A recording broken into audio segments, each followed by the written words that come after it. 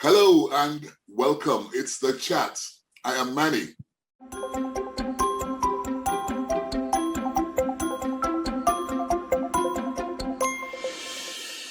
In a moment, you'll be face to face with one of the most remarkable women in Nigeria. She is the first of her kind.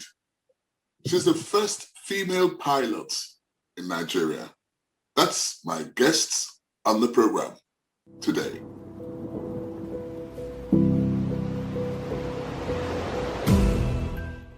Chinyere Kalu is a flight captain, a flight instructor, the first female pilot in Nigeria, trained as a private and commercial pilot, a management consultant, and the former rector and chief instructor of the Nigerian College of Aviation Technology, Zaria.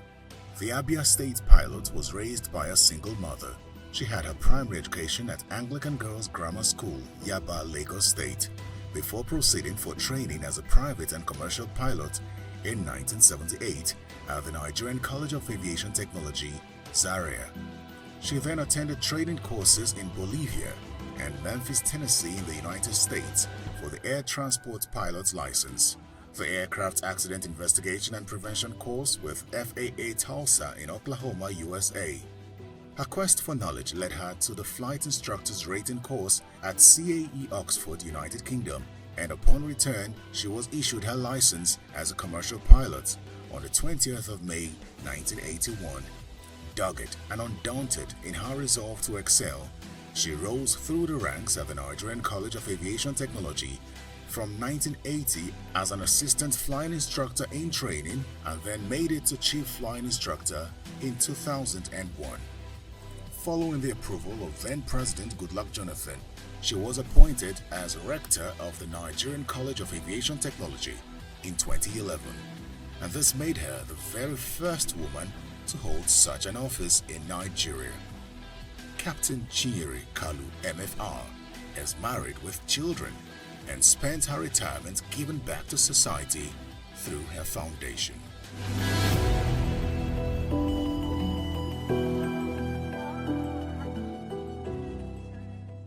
Welcome to the program, Captain Chinyere Kalu. Thank you very much. I was almost like trembling as I was saying you are the first female pilot and you're the first of your kind. How does that make you feel? Makes me feel humbled because it's the work of God. It's what God has done. I didn't enter into the aviation industry with the view of becoming the first lady pilot, but as God will have it, He has made me one, and that's very humbling. And that says or talks about the goodness and faithfulness of God in my life. Looking at you, what interests me is who made you take that decision to be a pilot?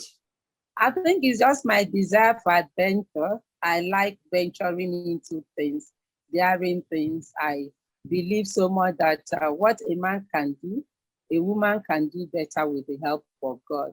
So I like adventure. And then in my family, my aunt happened to be the first person that traveled out of the country to UK in her days. That must have been in the 50s. And she had no father, no mother. She was an orphan early in her age.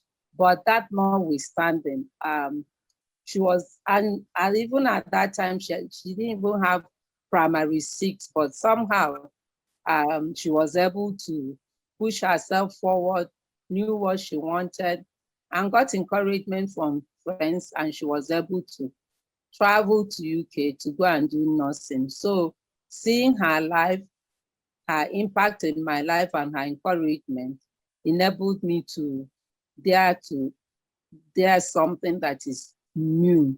Interestingly, were there other things going on in your mind apart from just seeing an aeroplane and wanting to fly? I mean, did you know of the female pilots then?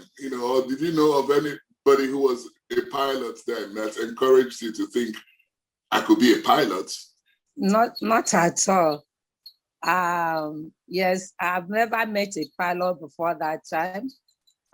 It's just this crazy idea. I just felt that it will be challenging enough. What was the training like? Were you the only female amongst men learning how to fly? Yes, indeed, I was. And it was challenging because aeroplane does not respect gender at all. So it's either do it right or you face the consequences. And in the same way, our instructors taught us that aeroplane does not know whether you're a man or a woman. You just have to live up to expectation. And the standards were very high. 75%, the minimum pass mark, and as much as 90% pass mark in some subjects like communication. So I was just forced to pull my weight. I had to forget everything about being a woman because I was told you have entered a male domain profession and you just have to sit up. And with the help of God, God helped me. So tell me, what was your experience like on the first day you flew a plane? I would say 2 days. The first day was the day my instructor took me up. Of course, he being by my side, and he knows how to fly. I have the confidence that he's going to handle everything properly. But surprisingly, I was much more afraid being in a small aircraft, even in a bigger aircraft. I think the day I flew back from Kaduna to Lagos, experiencing a flight for the first time. I wasn't completely comfortable, but I still felt it was intriguing, it was fascinating, I should pursue it.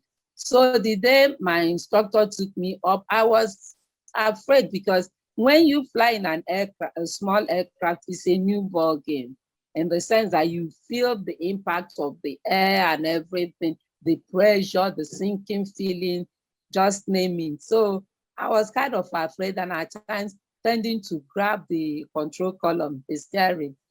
But the day I flew all by myself was one of my happiest day on earth because before that time, the instructor will train you, drill you to make sure that if you go up in the air, panic or anything will not make you to make any silly mistake and endanger your life and that of the aircraft. So they will so drill you or push you to the point that you are praying day and night that you'll be given opportunity to go on your first solo. So the day eventually my instructor released me to go on my first solo, I was so happy. It was as if heaven on earth. I was so excited that he could give me that privilege. I can imagine that. But where did you fly to? The first flight is always around the airport. You take off, go crosswind, downwind, base legs, final, and come into land.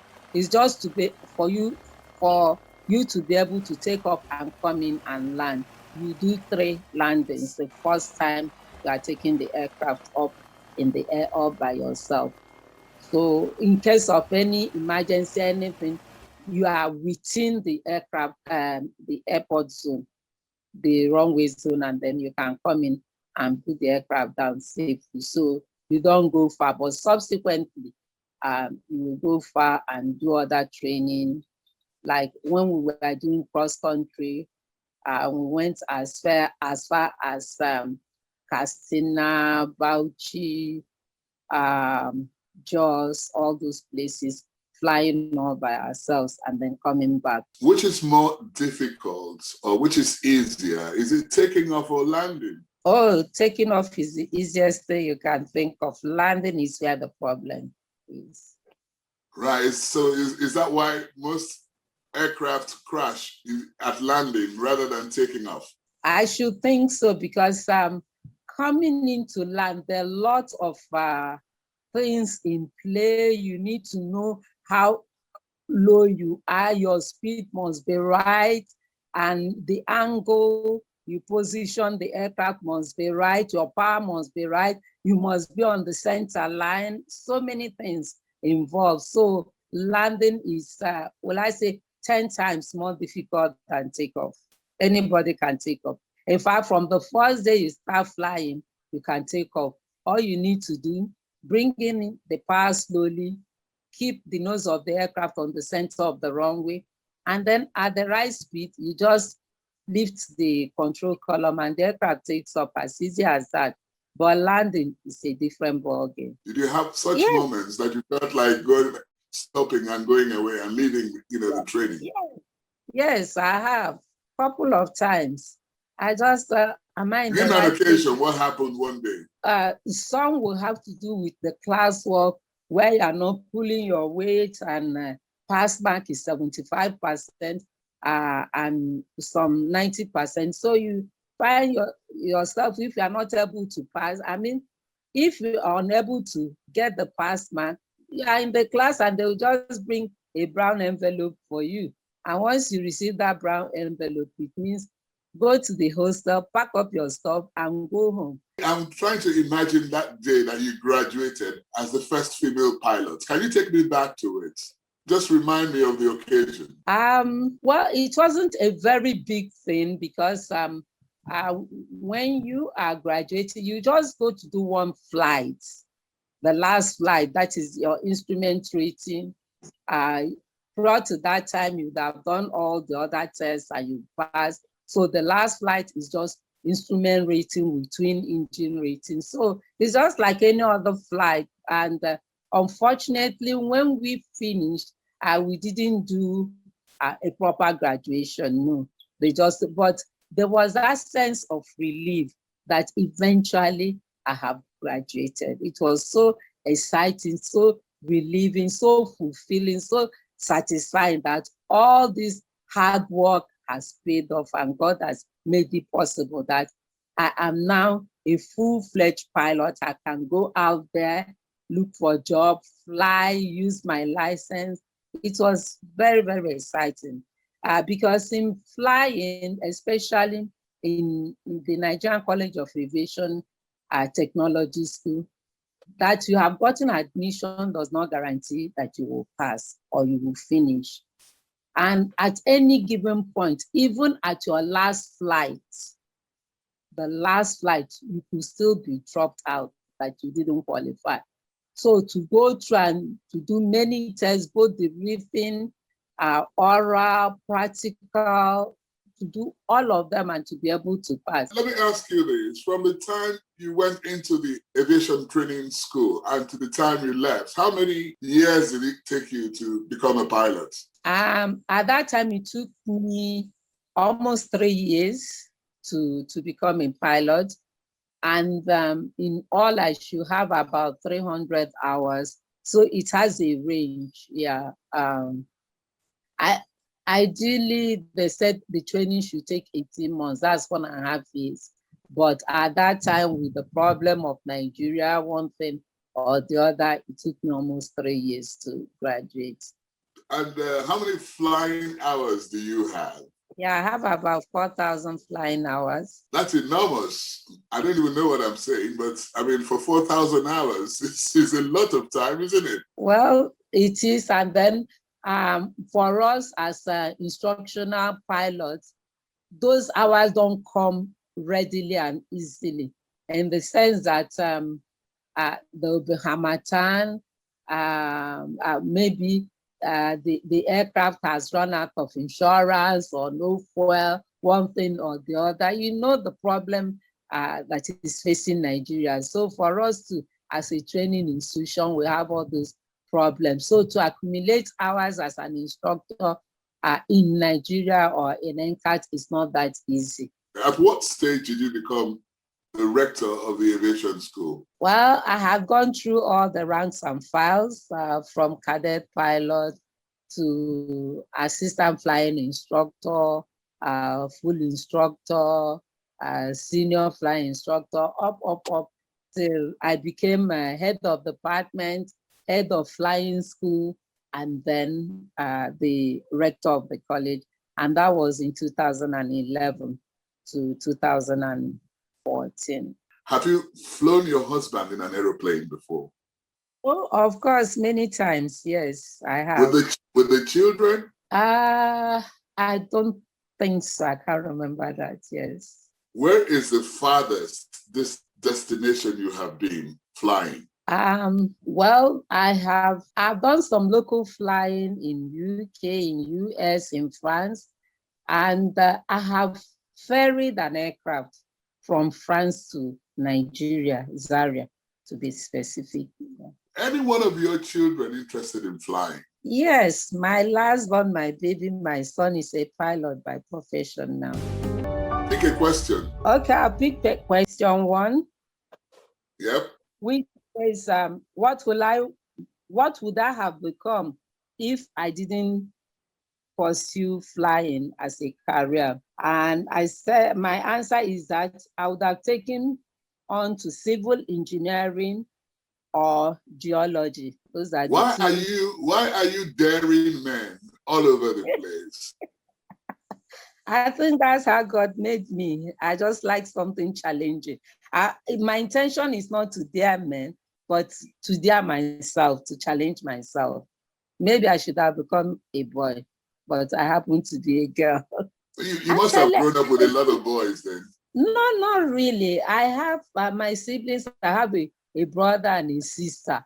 But surprisingly, I like girly things as well as boily things, in the sense that I like knitting, cooking, baking. And at the same time, if I need to use spanner to do one thing or the other, change tire in my vehicle, I go ahead and do it. Okay, Yes. so but who do you think is more careful flying a plane? Man or woman? I think it depends on individual. And the fact too that an aeroplane does not know any gender, and standard must be maintained at all costs, at all situations. So I feel, both of them, maybe slightly a woman might be more careful because If you women didn't are. say that, I'll be surprised. No, I think by their nature, women are more careful. Their eyes are down, they look into things more closely than men. You think women are getting their fair share of participation in governance? I don't think so. We still have a long way to go. Is it the 30%? I don't think we are getting up to that 30%. It's still all men's affair. We are just trailing behind, far behind. So what can you do to encourage other women, to participate fully in government? Well, unless they are given opportunity, I think the men still have a lot to do. Give them more opportunities. And I think too, the women should believe in themselves, believe in God, and go and grab it. Nobody gives people opportunity like that. As much as possible, the men will want to commandeer every opportunity available. And the men have the financial power as well, into politics, into so many things. So if the men could carry their wives, their sisters along, it will go a long way. I believe the women have a lot to offer this nation, and they can go a long way to improve our lot. Yeah, of course, there are more female pilots now after you. Do you get paid the same salary as male pilots? Well, I could talk of Nigerian College of Aviation Technology. Yes, we get paid the same salary as our counterparts. I think it may differ from company to company and even from individual to individual, because when you are being hired, some people negotiate their salaries. So based on what they are able to negotiate, they get paid. But I think an average employer will always think that a female pilot will not be as productive as a male pilot. I know you're married. And did you get married while you were a pilot, or did you get married after your career, or what? Not really. Having children and all of that. How many children do you have? I have three adult children. And they were coming in as you were flying as well? Yes, but the good thing about it is that at NCAT, we have the simulator. So once I'm pregnant, I'll go into the simulator and I'll be still doing my work, teaching students in the simulator. And when I deliver, I do my medicals, I'm I'm clear, then I go back into the air.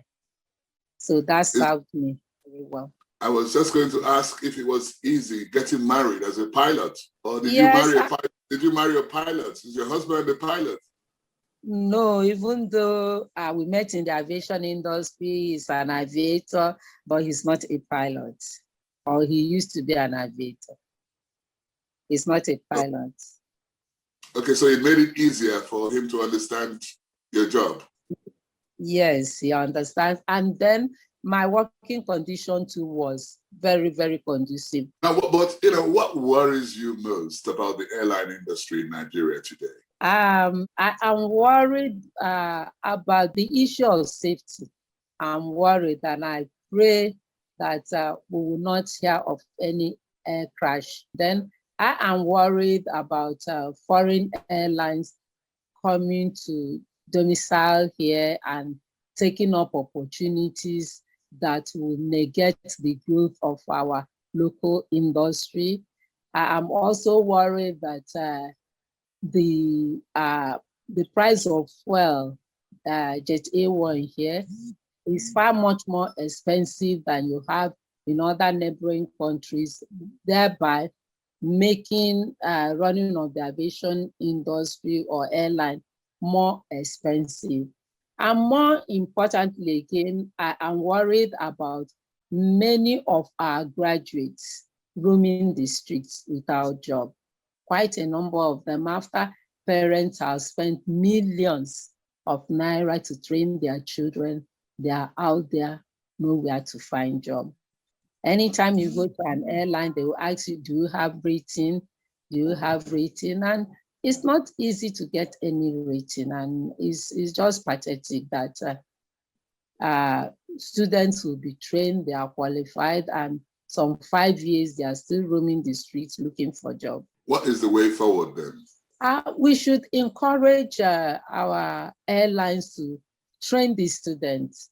During my time, Nigerian Airways used to train cadet pilots, and upon graduation, send them abroad to go and get type rating. So airlines should be encouraged to train students, give them the rating they want. If necessary, bond them for a period of time so that our local industry will be developed. It is unfortunate that we are employing foreign pilots and paying them huge amount of money at the expense of the development of our local industry and our local pilots or aviators. It's unfortunate. Something needs to be done.